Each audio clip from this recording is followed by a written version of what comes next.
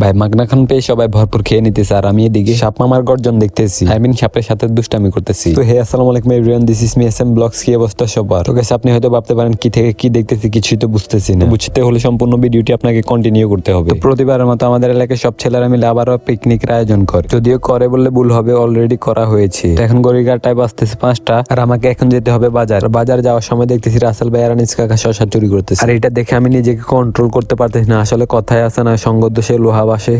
যদিও ভাই দুঃখের বিষয় হচ্ছে যে আনিস কাকা চুরি করে কোনো লাভ হয় নাই, কারণ সে যেগুলো নিতে সবগুলাই পচা। এরপর আমরা দোকানে আসার পর দেখতেছি মুরব্বী এখানে প্লেন উড়াইতেছে। মুরব্বী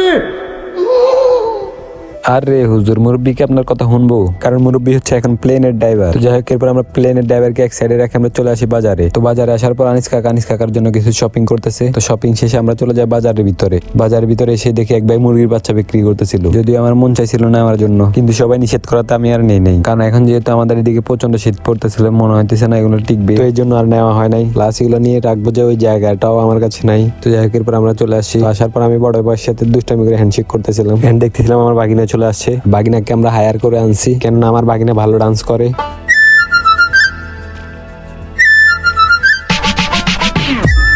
শুধু দর্শক মন্ডলী, এখন আপনাদের কানে আসতেছে স্টোইক ডিসেল গান।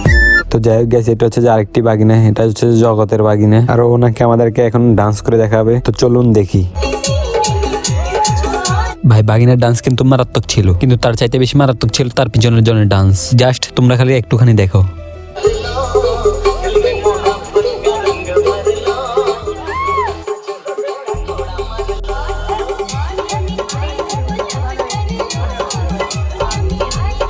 ভাই আমরা শুধু ওদের দুইজনের নাচ দেখতেছি আর হাসতেছি। ভাই আসলে দুই পাগলা একত্র হইলে যা হয় আর কি।